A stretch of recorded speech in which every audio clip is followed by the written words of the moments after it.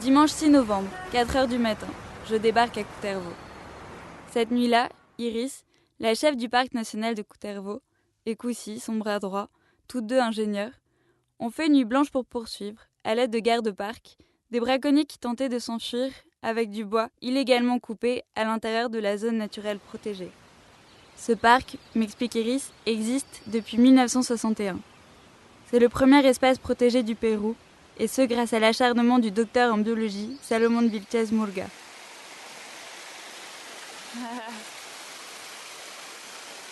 Il souhaitait en effet protéger les magnifiques grottes du secteur de San Andrés de Cutervo et son célèbre et très rare habitant volant, le guacharo. La protection légale n'a pourtant pas suffi à protéger les forêts et ses richesses, et ce n'est que 25 ans plus tard que la délégation du ministère de l'Environnement péruvien, le CERNAMP, Servicio Nacional de Áreas Naturales Protegidas, y installe une équipe de scientifiques et gardes-parcs et obtient l'agrandissement de près de 5000 hectares de l'espace protégé. Le problème est que pendant toutes ces années d'abandon, de nombreuses familles s'y sont installées. Elles ne détiennent pas de titre de propriété, et bien que la constitution du pays déclare que tous les espaces naturels sont patrimoine de la nation, elles considèrent que ces terres sont les leurs.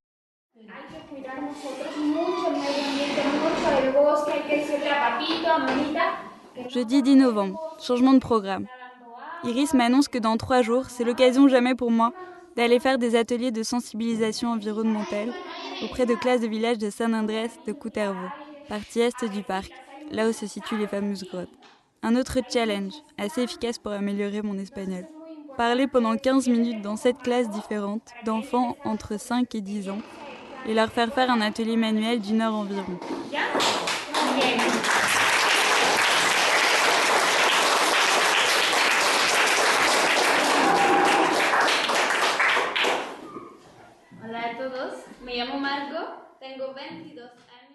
Je présentais aux enfants un grand dessin que j'avais fait de la map monde, qu'ils puissent se rendre compte que j'étais venue de très très loin pour venir apprendre de la nature si riche qui les entoure.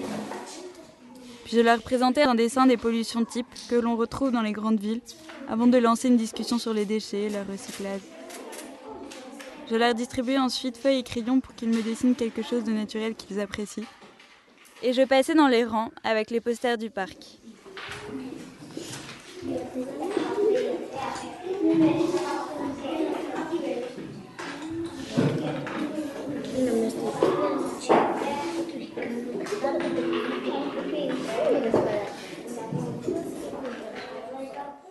On mettait enfin tous ces beaux dessins dans des bouteilles en plastique que l'on attachait entre elles pour faire une guirlande de Noël.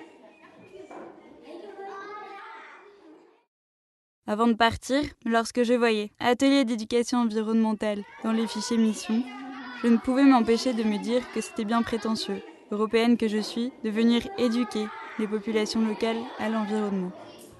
Mais j'ai vite compris que cela consistait surtout à essayer de revaloriser auprès des plus jeunes l'environnement, qu'ils puissent envisager à l'avenir les ressources naturelles comme des ressources à préserver.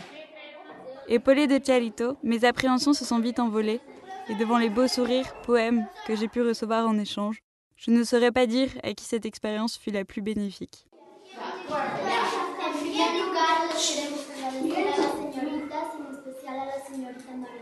Por haber venido desde tan lejos a enseñarnos a cuidar el medio ambiente. Queremos que lo sigan haciendo. Tus bellos paisajes se cubren de verdor, tus aguas cantarinas son una bendición. Todos los que te amamos recitamos en tu honor himnos y alabanzas con mucho amor. Dicen que hay predadores en el Parque Nacional, todos los días con sus motosierras acabando de sus peces como un criminal. Destruyen árboles en minutos, llenando sus bolsillos, sin pensar en el futuro de nosotros, los chiquitos. Gracias.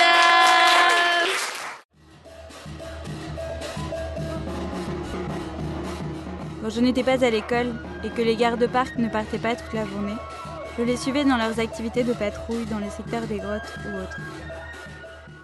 Sur le chemin, Roquet, garde-parc volontaire, passait son temps à nous parler de telle ou telle plante, de leurs vertus, préparation. Une autre fois, nous devions à la chaîne embarquer dans la camionnette plus de 300 jeunes pousses d'arbres pour aider à reforester une route, ou encore, nous étions partis aider un voisin à transférer ses truites d'un étang à un autre pour le nettoyer. Ils m'ont expliqué pourquoi maintenant, les truites d'élevage ne pouvaient être confinées que dans des étangs construits en dur. Il y a quelques années, pour aider les populations souffrant de malnutrition dans les espaces les plus reculés de la Sierra, là où il est difficile de cultiver, le gouvernement avait importé des truites en espérant que cela débuterait une activité commerciale. Malheureusement, il n'avait pas prévu que la truite, poisson prédateur, allait dévorer tous les poissons natifs de ce milieu écologique, mais également les crapauds y vivants. Les conséquences écologiques de la rupture de cet écosystème furent désastreuses, car les crapauds eux-mêmes régulaient la quantité de pucerons qui s'attaquaient au queñal, la plante native produisant de la laine dans la zone centrale de la Sierra péruvienne. Et ces puces en masse se sont mises à détruire non seulement le queñal, mais également les plantations de maïs. La région devint encore plus pauvre.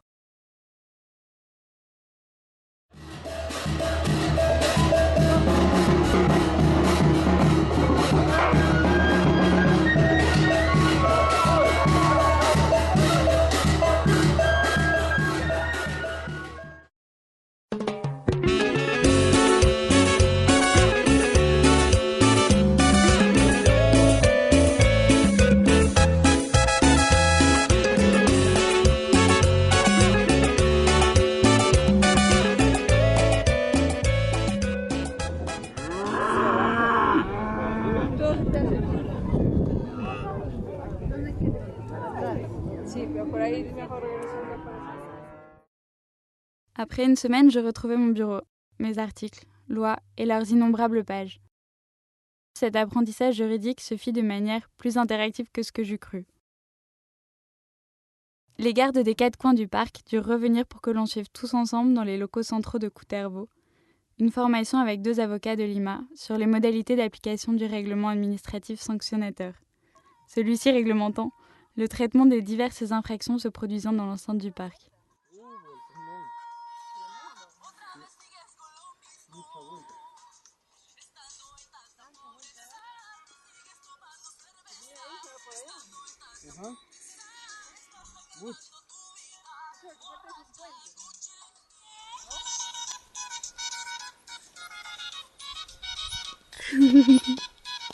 Le paysan Vilchez est de ceux qui ont été victimes du trafic illégal de propriété. Il a acheté une parcelle du parc sans le vouloir et y a brûlé la forêt pour transformer le terrain en pâturage pour ses bovins. Avec Iris et le garde-parc Agustine, nous sommes partis visiter le dit terrain afin de dresser un état des lieux de l'infraction, mais aussi pour s'assurer de la bonne foi du Seigneur Vilchez, décider des mesures compensatoires à mettre en place et enfin pour pouvoir signer avec lui un compromis avec des limitations précises de la zone à abandonner pour permettre la régénération naturelle du site. Vendredi 9 décembre, Koussi me prévient que le lendemain, nous partons à 4h du matin direction le secteur nord de Santa Cruz, où nous avons 4 réunions organisées avec des populations locales. Ces réunions sont hyper importantes. Il faut établir des relations de confiance avec les paysans vivant dans les limites du parc.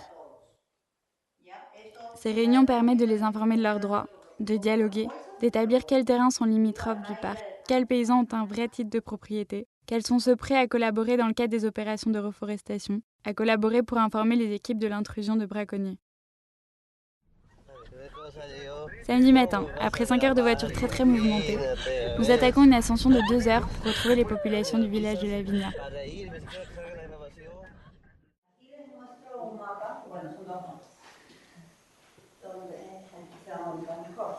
El Parque Nacional involucra 6 distritos y colinda con 2. Ustedes están aquí, la línea de Nueva Alianza. Nuestro quehacer, como ya lo dijo el señor Sixto, es no solamente conservar la biodiversidad, o sea, no es solamente proteger el agua, ¿no? Como muchos también hemos escuchado, sino sobre todo es garantizar los servicios ambientales que brinda el bosque. ¿Qué es un servicio ambiental? Es lo que te brinda el bosque directamente. Por ejemplo, el agua, el aire, la conservación de las laderas, del suelo, el humus, que es también los nutrientes que van desde el bosque y van bajando hacia las charcas. ¿no? La captación de monóxido de carbono, o sea, de contaminantes, entre otros servicios que es lo que te brinda el bosque. Ahora, ¿por qué el Estado le da la gana de poner un área natural protegida? Es porque tenemos la obligación como Estado de preservar y mantener para el futuro. En el caso de áreas naturales protegidas, no se piensa en el ahorita. Yo no estoy pensando en proteger para el que está, sino para el que viene. Por eso es que cuando nosotros hay una tala, hay una quema, hay una invasión, denunciamos. Porque la persona que ha infringido, está atentando contra los recursos del futuro, del derecho de los hijos y de los nietos a poder seguir viviendo en ese sitio. Si yo corto el bosque aquí, se van a quedar sin agua. Entonces, ¿quién se va a ver afectado? El que está ahorita no, porque todavía sigue lloviendo. Se va a ver afectado es el hijo y el nieto, se van a tener que ir. Entonces, esa es la misión de por qué se generan las áreas. No es solamente el hecho de cuidar el árbol por cuidar. Bueno, como ya les comentaba, esta reunión me gustaría que sea de poder conversar. He venido más para poder resolver dudas, si es que hay, ¿no? Entrar a ver qué problemas hay y poder identificar quiénes son los que estamos vecinos al área. 3 heures plus tard, réunion terminée, nous voilà repartis pour 2 heures de marche direction El Porvenir. Sous un soleil de plomb, mais heureusement, nous pouvons boire fréquemment de l'eau dans la rivière, qui à cette altitude n'a été contaminée par aucune activité, ni industrielle ni agricole. Après une nuit de campement dans le petit poste de contrôle de San Juan de Limón, où sont basés en ce moment les gardes-parcs Oscar et Carlos, nous repartons direction les villages de Limonteros et Gramatillo. Y la madre así, el padre, y yo como me gusta conversar, sentados. Señora, digo, ¿cómo le agarraba a este muchacho? ¿Cómo se enfermó? Si dice que hoy es la mañana, este está grave, ya se muere. Sí, me dice, se levantó bien y se fue por detrás de la casa y lo llamaba a su papá. Y después no venía y yo fui a verlo y el muchacho estaba caído ya en el suelo y desmayado. Ah, señora, le digo, pues bueno escuchar consejos los viejos. Señora, le digo, y no botaba espuma por la boca, alguna espumita, alguna babita. Sí, dice espumita botada por su boca. Ah, ya le digo. No, don Antonio. Este es mala hora, mal espíritu le da. Esto más bien, busquen ajos, rosa de muerto, montes hediondos por ahí. El muchacho se desmayaba, 2 veces desmayó y llamaron, ya murió, y comenzaron a llorar la familia, ¿no? Ya murió. No, yo mismo corrí a traer la vida rosa de muerto en mi corral. Traer los muertos y ya la señora trajo ajos. Y un changajo y lo pasé porque le decía el muchacho hacía así. Poquito. Comenzó a abrir los ojos. Poquito. Y esta es mala hora, dije así. Vino otro, dijo, meao podrido, es bueno, dijo, orines podridos. Dije, no tienes, cool, bota. O sea, fue una carrera, trajo, los bañamos para que sin echar a los ojos. Y así. Y el juguito de los amores con el ajo vaciado aquí en el lugar. Poco a poco abrió los ojos, se sentó y después ya vivió. Buenos días. Le garde-parc volontaire Sixto nous invite à déjeuner chez lui et nous montre sa fierté, la 50aine de cochons d'Inde avec lesquels il cohabite, lui et sa famille, et qu'ils élèvent en prévision des futures grandes occasions à fêter. Mira, tiene una foto. Una película.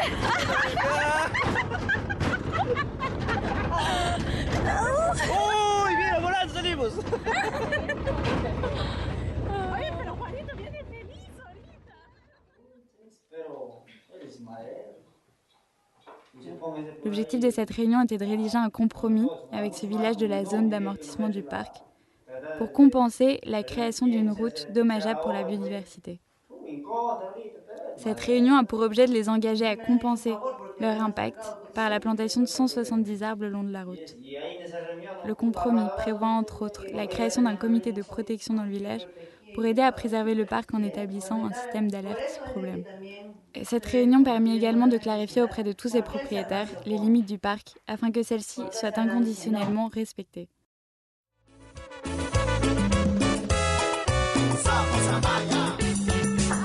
El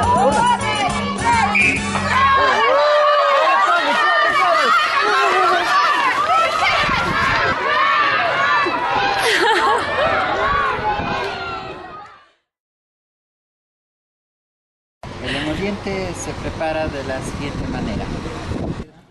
Après une longue journée, on fonce tous ensemble hors des bureaux de Cutervo pour aller boire un emoliente, boisson locale que des experts préparent sur des étalages à chaque coin de rue. À chaque symptôme, sa préparation. Emoliente normal, spécial, pour douleur de rein, pour maux d'estomac.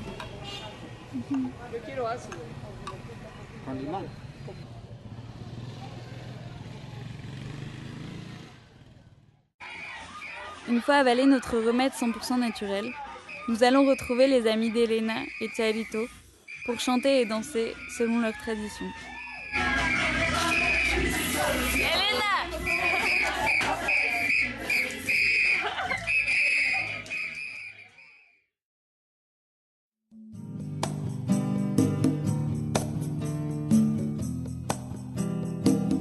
De retour sur la route. Noël approche. Avant de retrouver le cousin Lima, je fais une pause au milieu de la cordillère blanche, au pied du beau Huascarán, son plus haut sommet qui s'élève tout juste à 6768 mètres. Laura est là, venue tout fraîchement d'Argentine pour se raccrocher au projet pendant ces 2 mois de vacances d'été. Nous voilà repartis direction la capitale, et plus précisément l'auberge éco-responsable de mon ami Johan Pinillos, intitulée Red Chico Lama. Red Chico, c'est une manière originale de dire recycled. Ensuite, Lama, pour la référence au Pérou, bien sûr. Enfin, ce joli nom composé s'inscrit dans un logo bien écolo. Johan Pinillos est un jeune architecte qui, motivé par l'énergie renouvelable, a créé cet endroit pour sensibiliser les voyageurs à toutes ces matières qui nous entourent. C'est un pionnier de l'hôtellerie solidaire au Pérou. Après débarquement de Maxence, Victor et de ma copine volontaire Alice, on fête Noël sur la terrasse de l'auberge avant de repartir vers le sud direction un Pérou encore différent, les dunes de Paracas et ses moultes espèces migratoires protégées.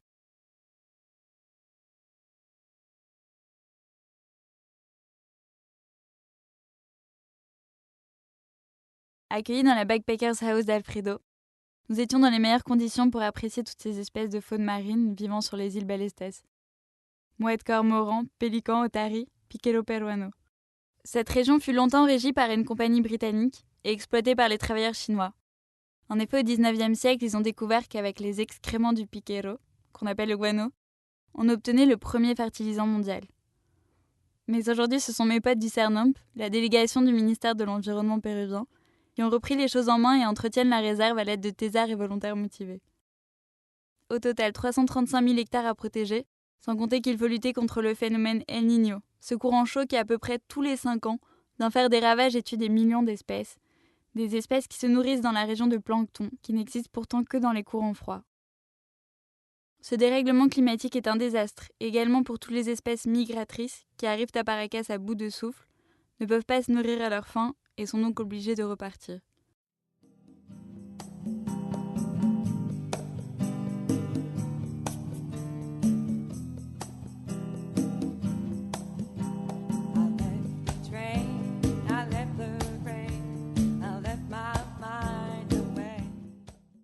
Rejoint par Victor une 50aine d'heures de bus plus tard, nous voilà enfin à Cusco pour fêter la nouvelle année et le centenaire de l'impressionnant Machu Picchu. Je pensais qu'entre les diverses photos vues et revues de la mystérieuse cité Inca, les reportages visionnés la montrant sous tous ses angles, et l'afflux des touristes sur le site, celui-ci n'aurait plus de surprise pour nous. Mais rien à y faire, cet endroit est unique.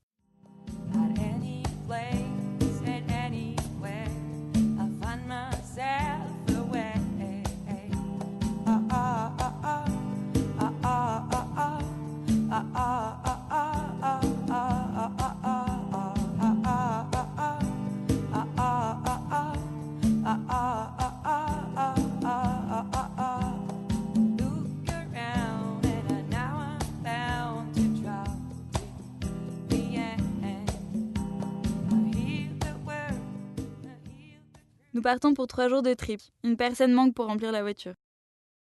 On tombe sur une Française adorable, Aurélie, future instite. Il se trouve qu'elle vient tout droit de 2 mois d'un volontariat chez Mouna Iwassi, la maison qui t'aime, une association qui a vu le jour il y a plus de 10 ans, grâce à un médecin péruvien et à une infirmière française, pour venir en aide aux populations paysannes de la cordillère des Andes du Pérou, dans tous leurs projets de développement rural, en matière d'éducation, de santé et d'économie d'énergie.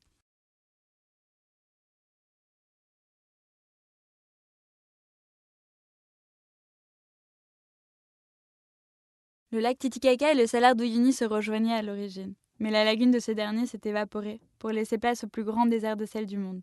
12 500 km² d'étendue blanche à 3 650 mètres d'altitude. Cet endroit assez unique est pour autant clairement menacé. Sous sa croûte de sel gît plus de la moitié des réserves de lithium du monde, et le gouvernement actuel serait très partisan de l'exporter, allant jusqu'à bouleverser l'équilibre de toute la région.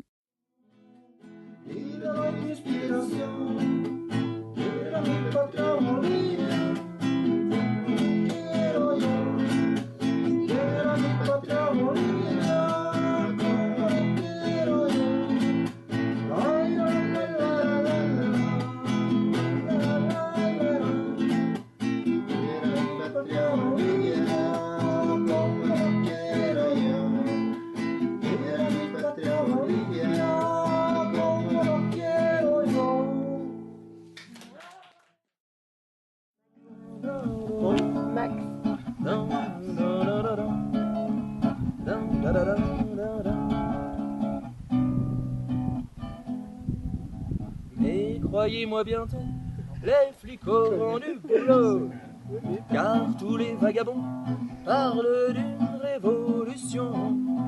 Un jour toutes les chansons, oui, nous désarmerons. Il n'y aura plus dans Paris que la joie et la folie, la joie et l'anarchie, la joie dans Paris.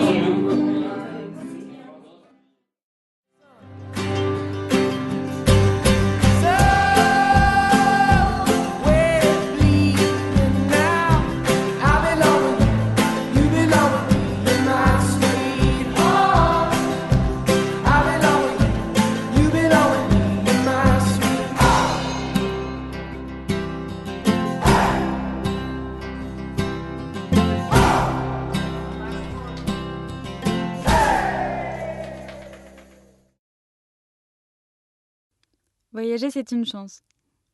J'en ai vu des choses ces 3 dernières semaines au cours des près de 8000 km parcourus. J'ai le cœur léger des moments de partage multiculturel que ce trip nous a permis de vivre. Mais au fond, ce que je retiens du Pérou sur ses codes, son énergie, ses habitants, ses traditions, je sais que je le dois à mon volontariat.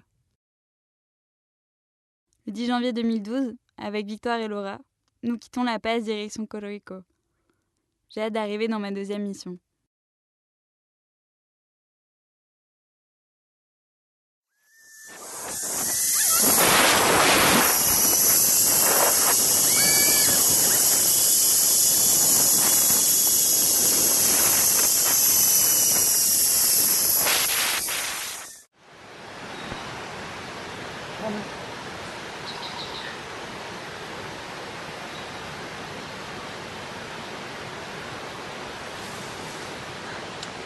Pues la Senda Verde comenzó hace alrededor de unos 9 años, pero el proyecto original era tener un destino turístico.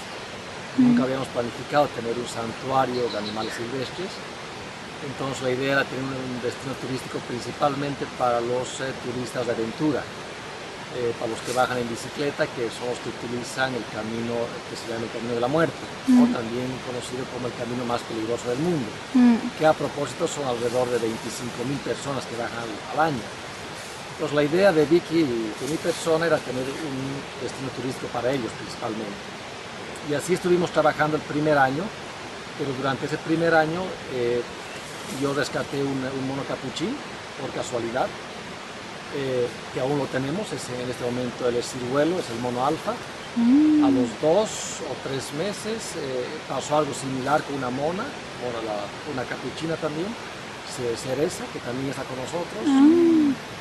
Al poco tiempo un amigo me entregó para que se la cuide su paraba o papagayo, y me la entregó, y un amigo de él, después de un tiempo, me entregó ya también un loro.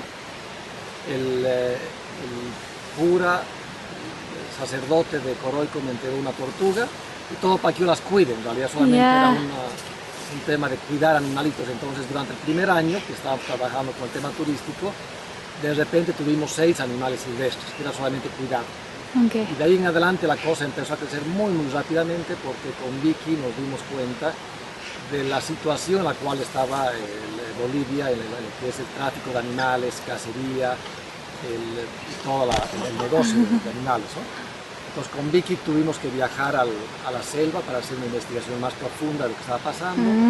Tuvimos algunas entrevistas y algunas reuniones con la gente del gobierno y otras instituciones que estaban en el tema de conservación. Y es así que, para hacerte corta la historia, tuvimos que rediseñar nuestras vidas y nuestros objetivos, y con Vicky decidimos más bien hacer de la Senda Verde un santuario de animales. Pero para hacer el lugar sostenible, aún mantenemos un poco de turismo, y para eso mantenemos una sola agencia de bicicletas que trabaja con nosotros, y es lo que nos da de alguna forma la sostenibilidad, y adicionalmente el trabajo con voluntarios y algunos otros turistas que nos vienen a visitar. Entonces, desde hace 8 años la Senda Verde ha crecido de tener 4 o 5 animalitos, que era una cosa muy sencilla el primer año, a más o menos 300, 320 en este año. Yeah.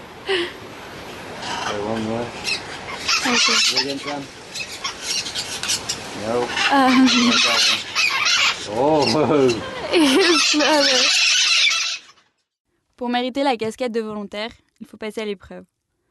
Peu importe le temps, la fatigue, que l'on soit 3 ou 15, il faut se lever pas trop tard pour qu'à 8 heures, la populace internationale de volontaires s'attelle au coupage de fruits et légumes, afin de donner le petit déjeuner à toute la ribambelle sauvage et de nettoyer toutes leurs bêtises de la nuit.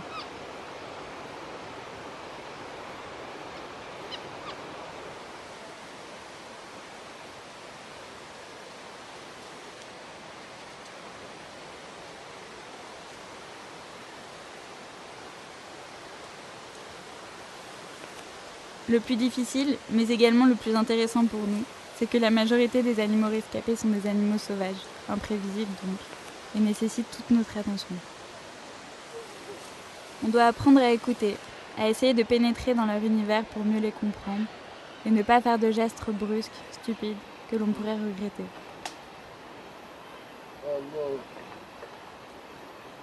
Être volontaire, c'est aussi trouver le temps de faire de l'enrichissement, améliorer leurs habitats, les surprendre avec de nouvelles idées.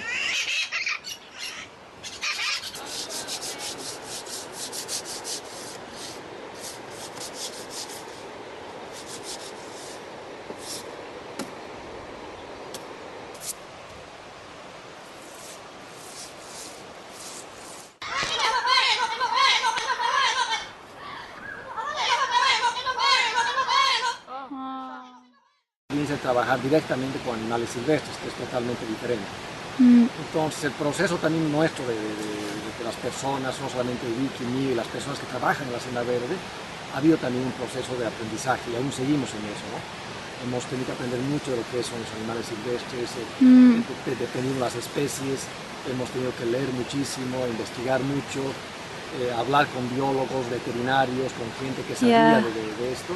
Y bueno, hemos ido aprendiendo poco a poco, y a esta altura como que hemos aprendido mucho, no todo, y seguimos aprendiendo todos los días.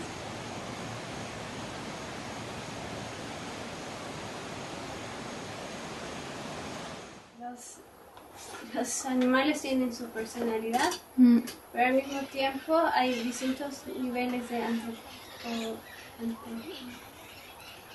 de acostumbramiento al hombre. Entonces, según eso, no es más fácil manejarlos o se asustan. Generalmente es porque ellos no entienden lo que pasa a su alrededor. Ven un humano y no entienden qué animal somos. O cuando llegan, están en una jaula, después los pones en un cuarto, en una jaula, y miran alrededor y no entienden qué es, porque no está en su información, ¿no? Están acostumbrados a ver árboles, cierto tipo de animales.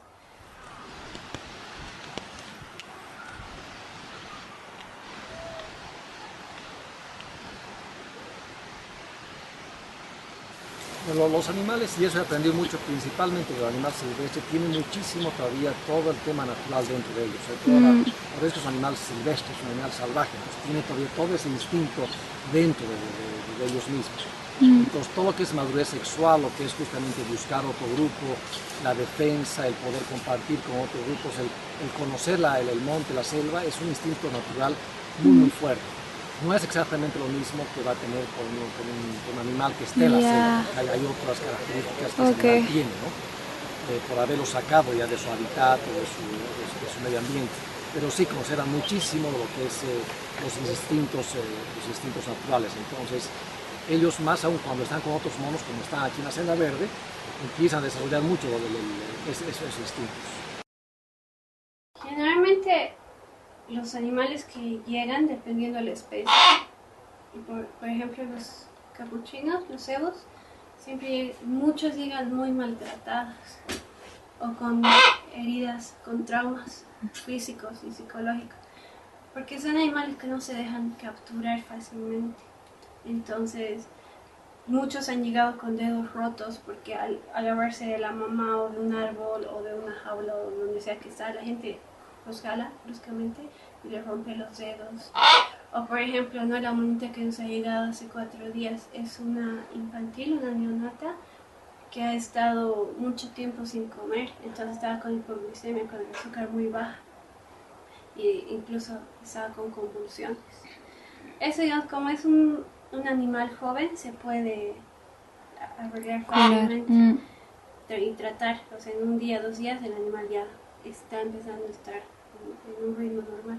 Pero un animal adulto, eso a veces es bien difícil de corregir y ya vienen otros problemas, ¿no? Se complica.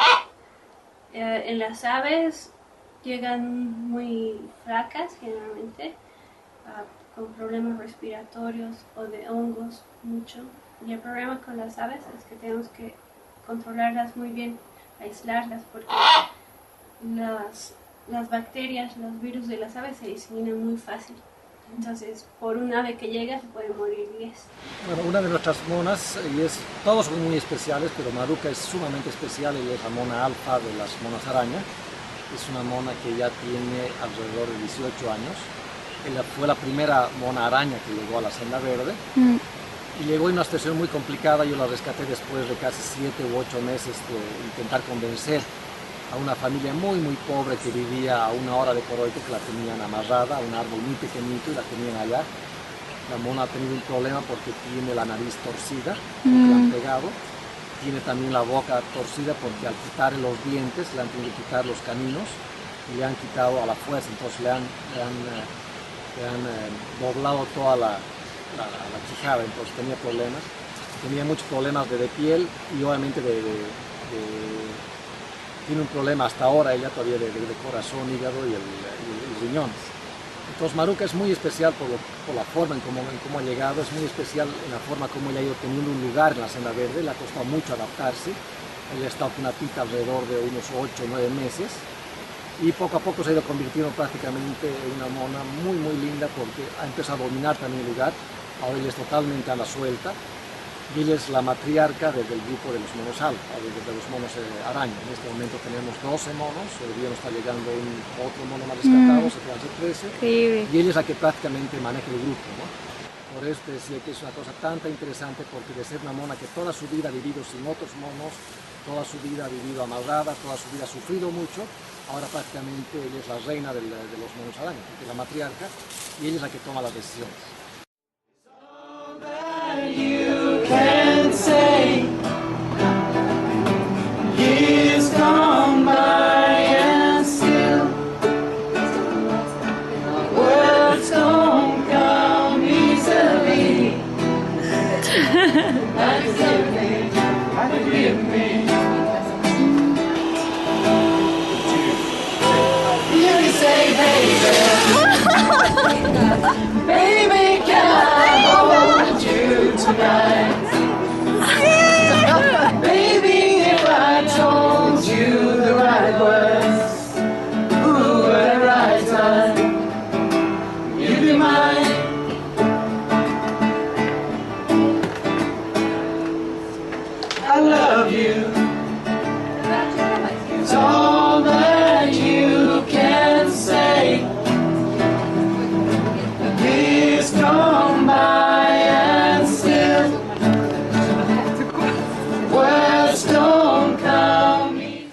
países pobres, como hace rato también decíamos, la conservación, el medio ambiente no es una prioridad. Sí. Y hay una ley que es la ley de medio ambiente, la 1333, que prohíbe a las personas el cazar animales, el vender animales, el comprar y el tener animales.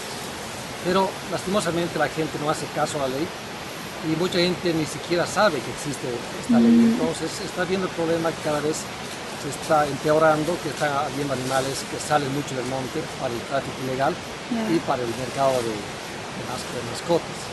En el caso nuestro particularmente, evidentemente nosotros tenemos un límite en la propiedad, poder sostener una X cantidad de animales. En este momento estamos a un 60 o 70% ya. Ya hay posibilidades de poder contar con más tierra, que es principalmente las comunidades con las cuales trabajamos. Pero claro, la idea no es crecer, sino que más bien sensibilizar a las personas para que no saquen animales de la selva. Ahora bien, también hay una ley en Bolivia que prohíbe reinsertar animales. Entonces, porque para reinsertar un animal hay que seguir un protocolo muy estricto. Y en Bolivia todavía no tenemos los recursos humanos ni los económicos para seguir ese protocolo. Pero con el tiempo seguramente va a haber una ley o nuevas regulaciones para poder reinsertar animales a la selva. Seguramente el programa nuestro también va a incluir una reinserción de animales cuando esa ley o esa norma resulte. Entonces sí hay posibilidades alternativas de seguir teniendo animales y cuidarlos, pero la idea no es tener más sendas verdes, no es tener más animales, sino, como te indicaba, es sensibilizar a la población, sensibilizar a la gente, principalmente a los niños, a las próximas generaciones, en que no tienen que sacar estos animales para echar mascotas. Es un problema muy difícil de solucionarlo, no es imposible, pero muy complicado por las condiciones en las que se encuentra un país como Bolivia, por las condiciones en las que se encuentran los parques, el medio ambiente. Entonces, seguramente en el futuro va a haber mejores programas, mejores ayudas para poder no solamente sensibilizarse, sino para controlar esto. En el caso nuestro, estamos en este momento trabajando, todos los animales que están en la senda verde se van a quedar con nosotros hasta que tengamos esa nueva regulación o reglamentación. El momento que se cuente con una reglamentación y ese protocolo especial para reinsertar animales, trabajaremos también en un programa para hacer esa reinserción. Por ejemplo, y solamente para darte una perspectiva, en los monos, por ejemplo, no se puede reinsertar un solo mono, hay que reinsertar un grupo. Entonces hay que preparar al grupo, hay que manejar el grupo, y una vez que ese grupo esté listo, uno lo puede llevar al monte y reinsertar. Pero para eso hay que hacer también no solamente exámenes, hay que de salud de los animales, el manejo también es especial. Pero bueno, está también en nuestros planes el tiempo que tengamos, poder también trabajar en un programa de reinserción. J'avais découvert la Senda Verde grâce à l'association française Cœur de Forêt, qui avait programmé pour le moment notre arrivée un projet, en partenariat avec le refuge, de reforestation avec les communautés locales, Aymara et afro-boliviennes. C'est Mélodie qui s'en chargeait. Elle connaît parfaitement l'endroit, et maintenant son objectif c'est replanter 10 000 arbres, fruitiers et médicinaux réputés pour leur bois, mais également faire un potager biologique et créer des jardins botaniques avec les familles locales afin de leur permettre autosuffisance et automédication. Nous avons essayé d'aider, et voilà que nous avons planté, volontaires que nous sommes et remplis d'espoir, notre premier arbre.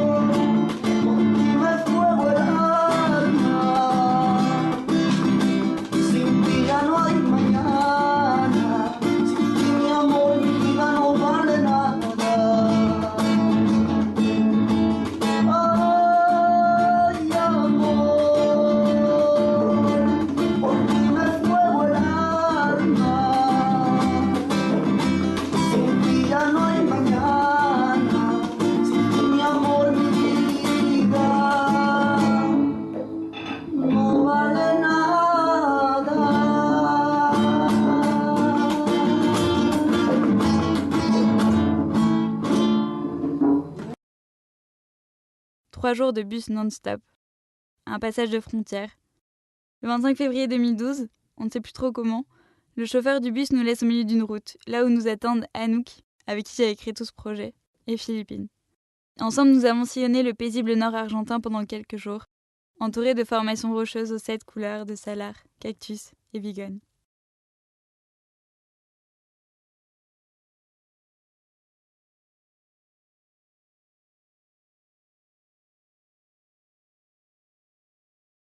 Le WIFING est un réseau international de fermes biologiques, chaque pays ayant sa propre liste de fermes à proposer. Le principe de base commun à toutes est qu'en échange de son travail, le volontaire soit nourri et logé. Ce qui en revanche varie en fonction des structures d'accueil, ce sont les heures de travail demandées.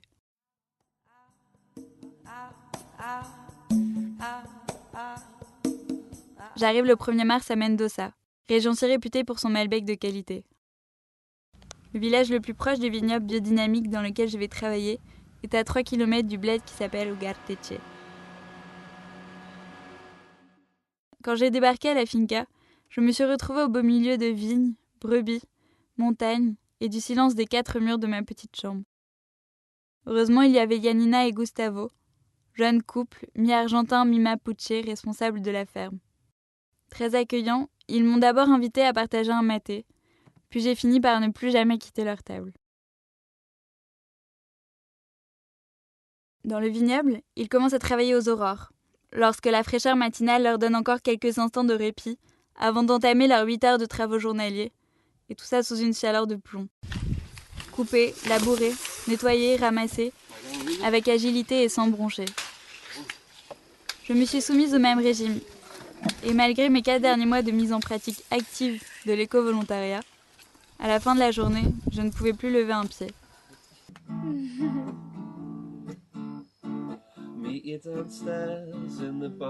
Me dépasser une fois de plus était important pour moi. Mais je me suis aussi rendu compte que c'est en travaillant autant que les paysans employés que je gagnais en estime à leurs yeux. Je n'étais plus la gringa qui a une situation assez confortable pour pouvoir voyager. J'étais peut-être un peu plus des leurs. Et pendant des heures durant, autour de l'excuse du maté ou de l'assado, je les écoutais, ravis, me raconter leur vie. You tear me down like Roger Moore. I cheated myself like I knew I would. I told you I was trouble.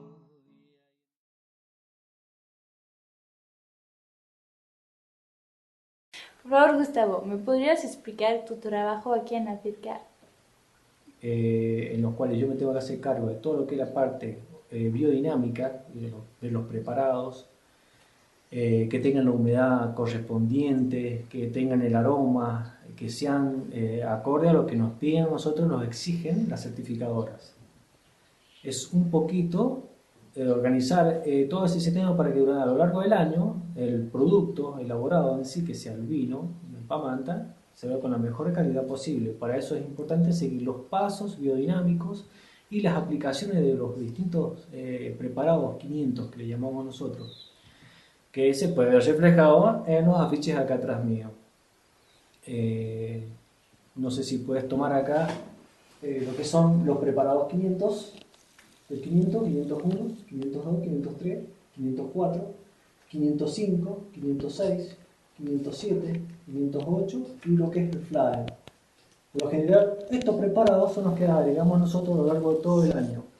La temporada de invierno, rotación, floración de los racimos y lo que es post cosecha. Luego de eso se hace un balance laboral de todos los trabajos realizados y se presenta a la certificadora, que en ese caso nosotros tenemos dos, Demeter y Argencer, que son los organismos certificadores orgánicos, uno, y el otro es certificador biodinámico. Son dos grupos, dos empresas certificadoras distintas, que son las que se necesitan para poder elaborar los vinos Alpamanta y la calidad que necesitamos para poder exportar estos vinos. Todos los trabajos se realizan dependiendo del calendario biodinámico, el cual nosotros nos ayuda a guiarnos y a decir en qué época tenemos que realizar una poda, en qué época tenemos que realizar un deshoje y hasta en qué época o día biodinámicos tenemos que realizar la cosecha. Dependiendo del día que nosotros podemos una planta, en la temporada de invierno, el día que el calendario nos indique que es de fruto, vamos a tener una buena producción de esa planta. Por eso es importante coordinar con mucha gente los días biodinámicos, que por ende son muy pocos. Al mes puedes tener 3, 4 días biodinámicos de fruto, que son los que te van a dar fruto. Y asimismo tenés días que son para la raíz, días que son para las hojas, y uno necesita en los días que son de raíz realizar trasplantes. Se puede sembrar hortalizas que sean de raíz, como sea la zanahoria, la papa, esas cosas así se pueden sembrar tranquilamente. Nosotros por el calendario nos guiamos de esta manera. Ahora es mucho más fácil, mucho más tecnología, pero años atrás, un tipo, imagínate, un indio, ¿qué podía saber de astrología? Nada, no podía saber nada, pero ¿qué lo llevó y lo incentivó a tomar la determinación que en ciertos días del año un cultivo sembrado en cierta época, a cierta hora, se da con mejor madurez, y otro en otra época se da con pésimas condiciones de madurez? O sea, es un poquito de ponerse a ver qué los incentivó a ellos. Estudiaron bien lo que se pasaba. Claro, pero ellos lo hicieron desde el punto de vista de que nadie les enseñó, lo aprendieron solo. Entonces ese es el amor que nosotros decimos al Pamanta, amar a la tierra, cuidado y amor por la tierra, es eso. Esto es un proyecto que implica mucho tiempo, mucha dedicación, más que nada de los sentimientos. El grupo es la unión que hay en el grupo es incomparable. Sinceramente hay que tener ese tipo de, o sea, tratar de transmitirle todas esas ondas positivas a los cultivos y a las prácticas que uno realiza. Según todo ese punto de vista, muchos proyectos, si no les agregan un fertilizante, ya sea por riego goteo o en forma manual, el viñedo no produce, no elabora, no te rinde la cantidad que uno necesita.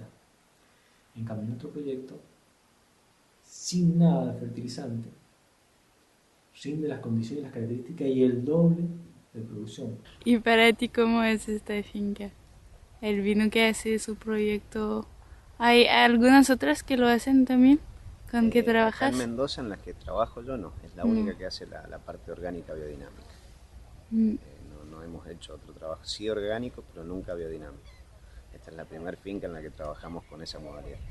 Y desde tu punto de vista, ¿puedes ver una diferencia o no? Porque no estás... Se ven diferencias, ¿sí? Sí. Se ven diferencias en la producción, porque la cantidad de quintales de uva que hay acá en esta finca, trabajándolas como la trabajan, es diferente a las que hay en otras, en las convencionales. Es muy amplia la diferencia. Acá hay un cálculo más o menos de 120 quintales por hectárea, por lo que se ve de uva. En cambio en las otras no se llega a 80. Hay algunas sí, porque son otras variedades que superan los 150 quintales en hectárea. Pero son otras variedades. Lo que es Malbec, por lo general hay 80, 75. Y acá superamos los 100, porque hay muy buena producción. Interesante, bueno. La verdad que es bastante viable lo que hacen con la parte biodinámica. Okay.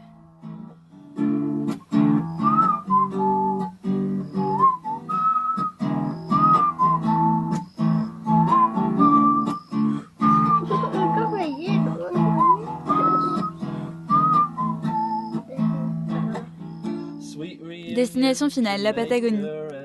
La longue route qui m'y mène longe la cordillère des Andes. Ces paysages montagneux, ces étendues sans fin sont à couper le souffle. Bref, j'ai la sensation que la dernière partie de mon projet n'aura une fois de plus rien à voir avec le reste.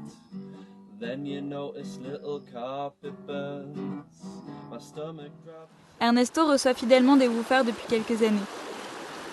Il a besoin de leur aide pour entretenir la réserve léguée par son pionnier de grand-père, pour tailler les arbres et ramasser les fruits entre autres. Nous sommes au pied d'un ancien glacier, derrière les bouillies de roches entre lesquelles coule le Rio Blanco, se trouve la frontière chilienne. Ernesto est à la fois charpentier, guide de montagne, guide touristique, et il tente coûte que coûte de tenir bon face aux pressions de la région, qui souhaite racheter ses terres pour y développer du tourisme de masse et exploiter les richesses de ses sous-sols.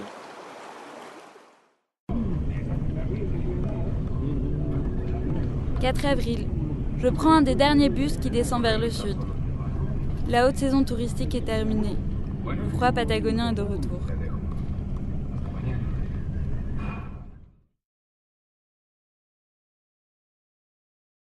La Patagonie est une des dernières terres sauvages du monde.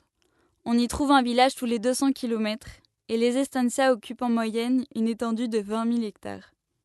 Marco, le propriétaire de l'estancia, est venu s'installer après avoir parcouru à cheval les grands espaces de la Patagonie argentine pendant quasiment 3 ans. À l'aide de 2 gauchos, il exploite principalement le bétail, près de 2000 brebis et 70 chevaux, et essaie, au mieux, de contribuer à la préservation d'espaces naturels encore intacts, à la sensibilisation à un mode de vie sain et traditionnel, loin du consumérisme actuel. La vie à l'estancia m'a permis de suivre une partie du travail du gaucho Alberto. Pour veiller au mieux sur ses brebis, il part, dès l'aube, parcourir des secteurs stratégiques des 30 000 hectares de la propriété. Il les protège de nombreuses menaces. Il chasse le puma, le renard, répare les clôtures, identifie les traces de braconnage. Mais toutes ces brebis, il faut aussi les entretenir, les soigner, les marquer, les comptabiliser et les tondre. Les conditions de vie sont rudes, le vent glacial, l'isolation dans les estancias est parfois pesante.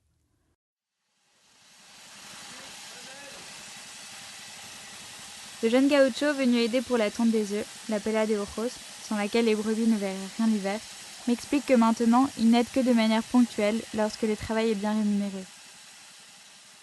Pour eux, c'est plus agréable de travailler dans une machine dans les mines. On a beaucoup de vacances, on est bien payé et on habite au village, me précise-t-il. Pour autant, Alberto est tout de même bien attaché à cette vie pure, cette vie de solitaire au sein de la nature.